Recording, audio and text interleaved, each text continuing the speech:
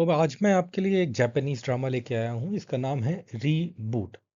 Reboot नाम से आपको ऐसा लगेगा कि क्या कहना चाह रहा है भाई। रीबूट का यहाँ पर एक ही मतलब है।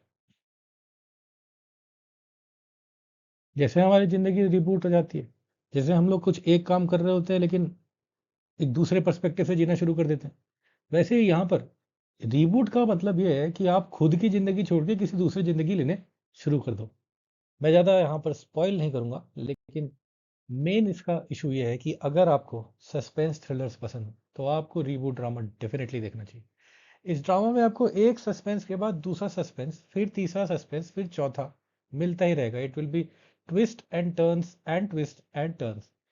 आप एक के ऊपर शक करोगे, फिर दूसरे के ऊपर शक करोगे, फिर आपको लगेगा यार ये जो कह रहा है इसके ऊपर मैं कितना विश्वास कर सकता हूँ, या शायद विश्वास कर भी नहीं सकता हूँ।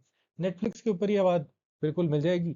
ये पर्टिकुलर ड्रामा जो है, इसमें थ्रिलिंग पॉइंट्स बहुत ज़्यादा है। मतलब आप हर एपिसोड में कम से कम 3 से 4 बार अपने आप को क्वेश्चन करोगे कि यार मैं इतना जल्दी मान भी जाता हूँ क्या। ऐसा है कि ये ड्रामा, इसमें हर चीज़ है। इसमें प्लॉट है, इसमें आपको थोड़ा दुख भी होगा, खुशी भी होगी, हंसी भी आएगी, और वो कहते हैं ना, एक हिंदी का एक शब्द होता है अचंभित हो जाना, सरप्राइज हो जाना, वो भी आप हो जाओगे। इसमें फैमिली है, सस्पेंस है, क्राइम है, और उसके बाद जो बेसिक प्लॉट्स होते हैं, मनी लॉन्ड्रिंग वगैरह वगैरह, उन सब के साथ में एक प्लॉट ट्विस्ट है। एक नहीं बल्कि बहुत ज़्यादा प्लॉट ट्विस्ट है। तो आपको ये ड्रामा डेफिनेटली देखना चाहिए। इस ड्रामा को देखने के बाद ही मैं यहाँ पर आया हूँ और मैं आपको बता सकता हूँ कि पहली बात तो ये है कि जापानीज लैंग्वेज है अपने आप में, आप इसको जापानीज लैंग्वेज में ही देखें, बेटर होगा। मुझे ये नहीं पता है कि इसकी डबिंग वगैरह कहाँ पर है। डबिंग हमारे यहाँ अभी बहुत अच्छी इंडस्ट्री डेवलप नहीं हुई है, बट ये पर्टिकुलर ड्रामा आपको नेटफ्लिक्स पे मिल जाएगा। और ये ड्रामा, आप शुरुआत में आपको थोड़ा समय देना पड़ेगा। जैसे कहते हैं कि कोई भूमिका बांधते हैं हम लोग शुरुआत में, लेकिन उसके बाद आपको क्वेश्चन तो आप खुद ही करने लगोगे कि यार ये पर्टिकुलर कैरेक्टर अचानक से यहाँ क्यों, और ये इवेंट का क्या मतलब हुआ, इस सरकमस्टेंस ये वाला ऐसा कैसे बन गया, क्या क्या ऐसे इवेंट हो रहे हैं जिससे कि मैं इस पर्टिकुलर व्यक्ति पे विश्वास कर सकता हूँ। क्या ये व्यक्ति भी कंसिस्टेंट है या ये व्यक्ति भी कंसिस्टेंट नहीं है। इस पर्टिकुलर ड्रामा में होता क्या है बेसिकली, कि एक बेकर होता है, बेकर इन द सेंस जो केक बनाता है, और वो केक बनाने वाला व्यक्ति जो रहता है, वो एक क्राइम में फंस जाता है, क्योंकि उसने किसी और पे विश्वास किया होता है, और वो विश्वास उसको बहुत भारी पड़ता है।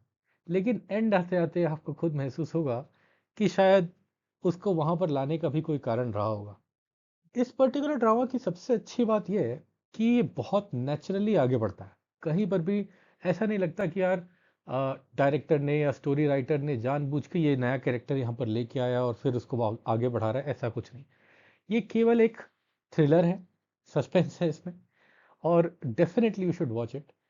क्योंकि इस पर्टिकुलर ड्रामा को अगर आपने वॉच नहीं किया, देखा नहीं, तो आप डेफिनेटली एक बड़ी चीज़ मिस कर रहे हो। नाम इसका है रीबूट, और एक्चुअल में इसका मतलब क्या है ये आपको देखकर ही पता चलेगा। इसमें बेसिकली प्लास्टिक सर्जरी होती है। प्लास्टिक सर्जरी से एक व्यक्ति दूसरे की जिंदगी जीना शुरू कर देता है। अब प्लास्टिक सर्जरी के बाद में वो व्यक्ति को कोई और पकड़ता है, नहीं पकड़ता है, वो व्यक्ति वहां पर है तो है क्यों, और वो व्यक्ति कहीं दूसरे जिसके कारण आया गया है, क्या उस व्यक्ति ने तो कुछ किया नहीं है। जिस व्यक्ति ने इस बंदे को प्लास्टिक सर्जरी करके इस पर्टिकुलर सिंडिकेट के अंदर लेकर आया है, उसका कोई मकसद तो नहीं है। क्या वो खुद जो दिखा रहा है वो है। अब ज़्यादा स्पॉइल करने का कोई मतलब नहीं है। आप जाइए और नेटफ्लिक्स पे ड्रामा डेफिनेटली देखिए। चलिए, जय हिंद। चैनल का नाम ही है शुड आई वॉच इट, तो मैं तो डेफिनेटली बोलूँगा you should watch it. Drama का नाम है